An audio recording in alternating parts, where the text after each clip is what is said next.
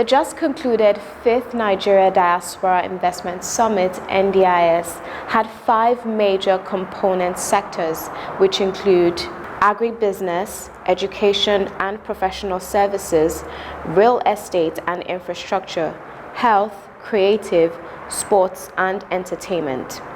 Details of the summit soon. And on our health segment, the Association of Nigerian Physicians in the Americas, ANPA, will be repping on breastfeeding. It promises to be very educative. Please stay with your favorite program, The Diaspora, and I am your anchor, Koinsola Adetumbi.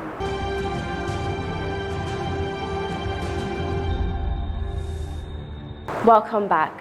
Now let's begin with the summit coordinator, Dr. Badewa Adejugbe Williams, who discovered new pitches and match-made many of them.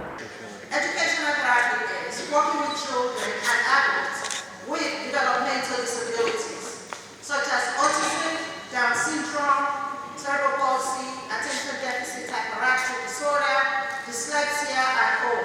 In educational therapy, we focus on retraining the brain, which is why this program is almost like mine. We train the brain so the brain will be able to learn better. Our vision is to provide students with therapeutic and socially enriched academic, vocational, and life skills. These are children that are very different from you and I, but they have the same rights as you and I. So they need to be given all the opportunities. These are children who cannot learn due to no fault of their own, but just because of the way their brains are formed. So we work with them, we become their voices, we advocate for them, we do a lot of community outreach, we reach out to parents who hide their children at home because their children have disabilities, and we lead by example. I have 2 of mine with developmental disorders. I take them everywhere. They have become the face of disabilities. And people say, if you can take your children out, we're bringing ours out. And so they bring their children, and the children are improving. So we sensitize the public, we're back on various campaigns, we hold national press conferences, and we have a lot of seminars. Mr. Rico has been one of my resource persons. We use all forms of therapy. We do speech therapy for those who are nonverbal, who do not speak well or cannot speak at all. We do visual therapy for those who are visual impairment. We do auditory processing therapy for those with hyperactive disorder or sensory processing disorder. We do behavioral therapy for those who are hyperactive and cannot sit still to learn. We do a lot of occupational therapy for those who are maybe they are paralyzed, they don't have mobility. And we supply them with very, very differentiated therapy. What we provide for student 1 is different from student B. It depends on what the child needs. Diaspora engagement is not only demographic but economic, optimizing direct diaspora investment. One of the issues in engaging with our diaspora is to try and cascade diaspora engagements to the states. And that filial bond is very strong and very easy to market when you are dealing with the diaspora. We've had examples over the years of our Nigerians in the diaspora engaging with their local communities in agriculture, building primary schools, in primary health care, in developing roads, in providing boreholes for water. We've had examples in Ogun State of some diaspora people providing public toilets in motor parks and public places. And we thank Ondo State for taking the gamut and for partnering with MIDCOM at this particular summit.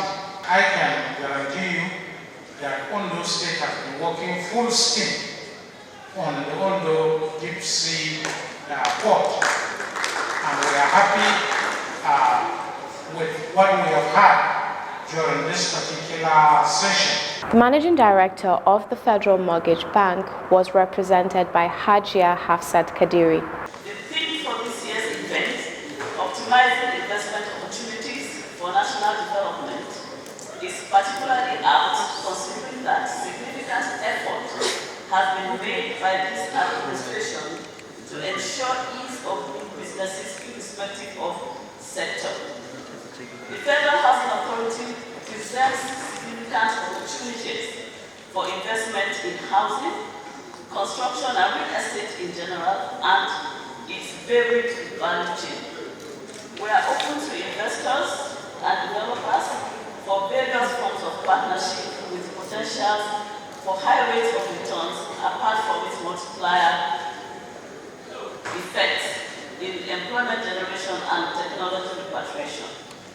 It is worthy of note that there is an ongoing collaboration between the Commission and the Federal Housing Authority for delivery of Diaspora City in Metamatu Kabusu FCT.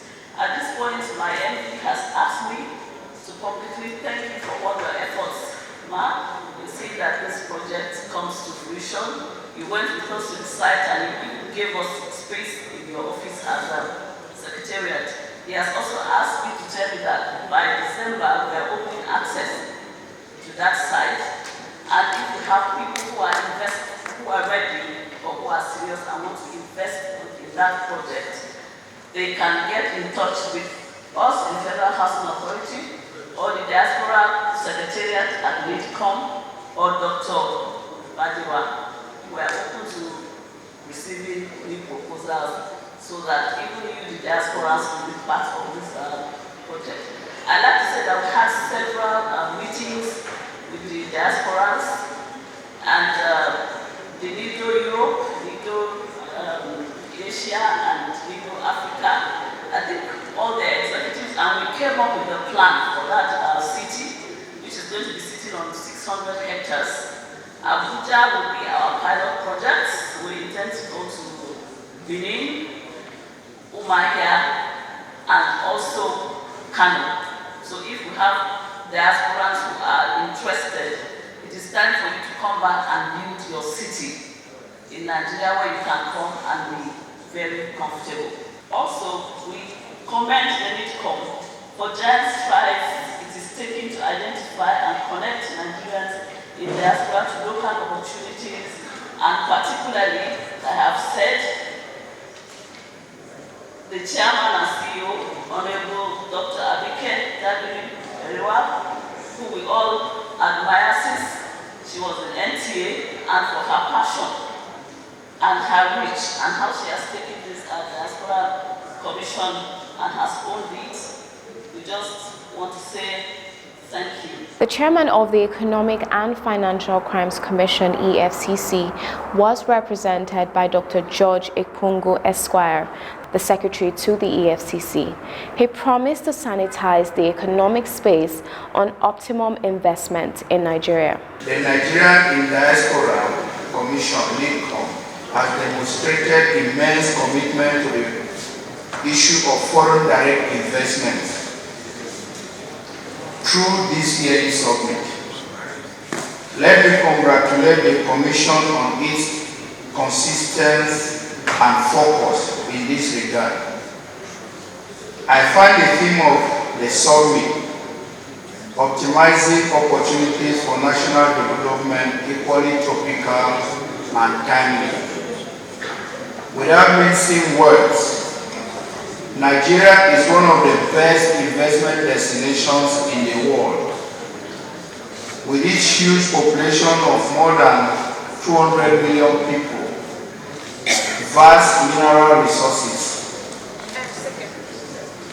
affordable climate, diverse cultures, and extremely hospitable and resourceful human capital. There is hardly any nation in the world that has greater potential of investment success than our country. Opportunities on their own cannot produce desirable growth. They have to be grown and developed to obtain the needful results. The task, therefore, is optimizing all these opportunities for the overall development of the nation. Every investment opportunity available in Nigeria requires individual, corporate, governmental, and environmental responsibility for it to be translated into national development. For example, the vast deposits of bitumen in Ondo State the gold deposits in Zamfara State.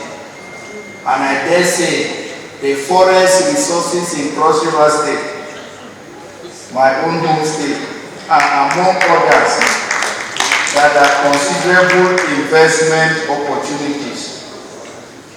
To maximize these opportunities, there are things to be put in place regarding infrastructure, security and safety, capital injection, integrity of workforce, ease of doing business, and investor-friendly government policies. As it is in Ondo State and Zamfara State, so it should be in other places and sectors. Optimizing investment opportunities for national development from the perspective of our core assignment in the Economic and Financial Crimes Commission requires integrity and accountability management of economic and financial resources to ensure that every investment decision yields optimum benefits both to the investor and the nation. It also requires strict adherence to the rule of law and regulations of corporate practices. The economic and financial crimes in any nation are the greatest threats and disincentive to any form of investment and investment opportunities. No investment decision can be made in favor of a nation riddled with corrupt practices. We therefore encourage the diaspora investors to bring in the investment because we are active and we are alive and will ensure that these investments are protected. Dr. Abike Damere has been doing a lot to put Nigeria in the world map, and we at the EFCC appreciate that, and will continue to work together with NICOM for the betterment of Nigeria. Now let's take a short break with Boya Linko leading us. Ha! Not so fast. Look, I'm tired. I want to check out of this country for greener pastures. Just calm down for a moment. Please sit down. Do you have a job where you're going to? No, but someone is arranging, Listen, Alinko. Checking out of this country without proper planning means one thing. Unimaginable begin. You know, I've been in the diaspora, but legitimately doing great things at home and abroad. As I've been saying, without the proper footing abroad, the risk is not worth it. Listen, Alinko, it's better to be home than be trapped abroad, or even end up in prison.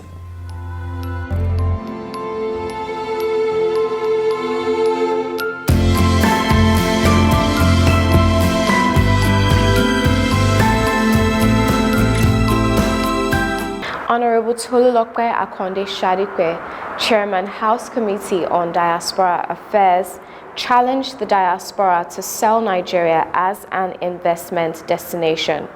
We can collaborate, those of us at home and those in the diaspora, to bring more businesses to Nigeria.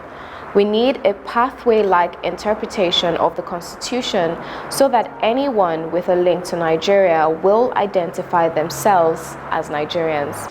I would like you all to really go out there and sell the positive, to drive foreign direct investments, to bring a lot of prosperity to the nation. We can collaborate together, those of us here at home and those of you that are abroad. At the 2021 Investment Summit, I noted that one of the reasons why Nigeria has not been able to achieve a high level of economic growth, nor been able to attract a high level of foreign direct investment that is commensurate with our economic potential, is the issue of lack of trust. Trust is the word. Who builds trust? You and I. We need to do a better job at getting people to trust bringing the investments back home. We need to call on our judiciary to do a better job in expediting cases that come before it. Because when we had an effective judiciary, people would know that when issues come up, when they have foreign direct investment in Nigeria, that these issues will be resolved timely. We must understand that to effectively attract diaspora investment for national development, we must reduce the trust deficit. How do we do this? We need to entrench good governance and obey the rule of law. We need to reduce insecurity. We need to sincerely fight corruption. And as you know, we are, as a nation, working on this issue. But then again, I stress, Nigeria is a piece of paper. It's a document. What makes Nigeria unique is you and I. So if we say we want to build trust, we want to work on insecurity, no one's going to do it for us but you and I. So the game is up to us.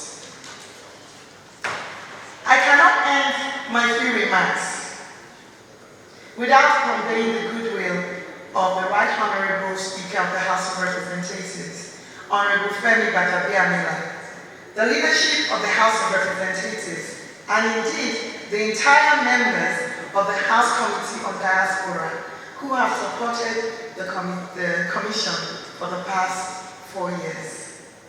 Once again, I would like to express my gratitude for the opportunity to say a few words here.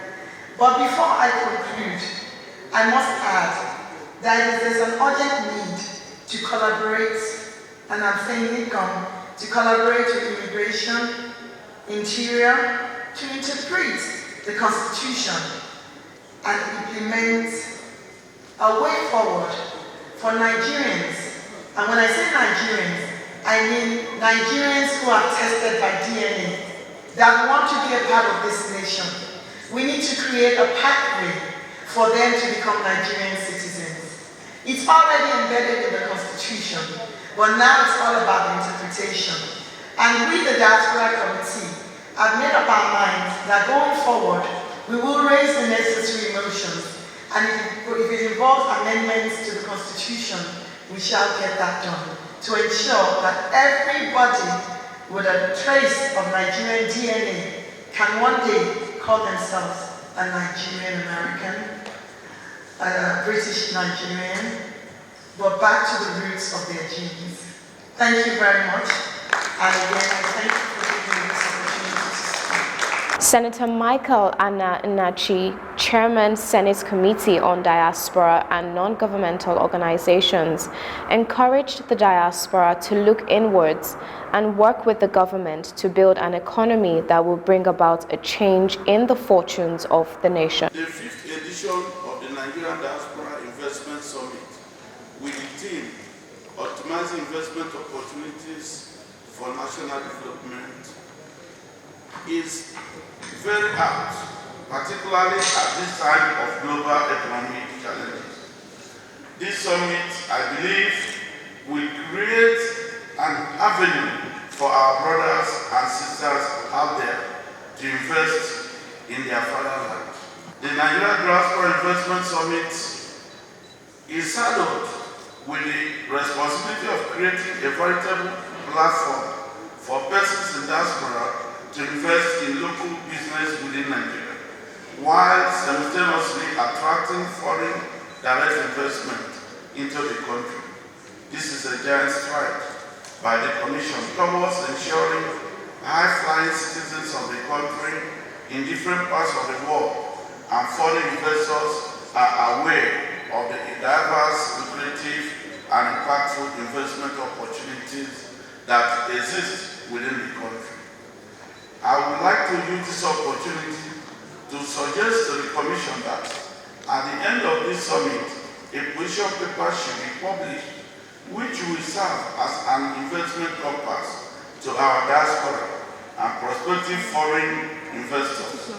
This will go a long way to stimulate investments and consequently boost our economy and help stabilize our exchange rate. I would also like to suggest that this summit should be adopted as a platform for unity in diversity and an encouragement hub where knowledge is shared, freely within the hope of transforming Nigeria into the envy of other nations. This is the time we must create an enabling environment by amending the Act establishing the Nigeria Diaspora Commission to more effective delivery of the mandate to purpose in which it is created. In so many developed and developing countries, diaspora remittances have gone far above oil and gas and other mineral resources. As the Senate Committee Chairman on Diaspora, I queried the no-budget allocation to the Nigeria Diaspora Commission every year. If we are to meet other nations in this direction, we must make bold to say that there is urgent need to review upward the Nigeria Diaspora Commission budget, which is before the National Assembly. I encourage us to look inward and work with the government to build an economy that will bring about a challenge in the fortune of our great nation. And today on our health segment, Dr. Peace Uchenna from the Association of Nigerian Physicians in the Americas, ANPA, will be discussing breastfeeding. Please take a listen. My role in AMPA currently is the Houston AMPA president of our organization, and it is such a honor to lead, the Houston AMPA members and to help the organization raise, funds and awareness about healthcare in Nigeria. I have been a member of AMPA since 2017. I started as the Houston AMPA treasurer and continue to remain on the exec board until now as the president. Why I love being a part of AMPA is that I find nonprofit work extremely fulfilling, specifically in medicine, which is already what I do for a living, but being able to help patients through mission work, education, providing resources, helping empower individuals about their health is very, very, very fulfilling work, and I hope to continue to do this work. So according to UNICEF, WHO, and multiple other breastfeeding organizations, there are so many benefits to breastfeeding. I actually like to call breast milk, liquid gold. It is that valuable.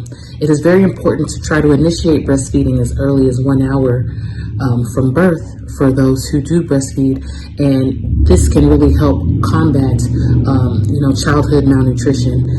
In the entire world, over 500,000 children are malnourished and do not receive enough food. Breast milk can help reduce that gap.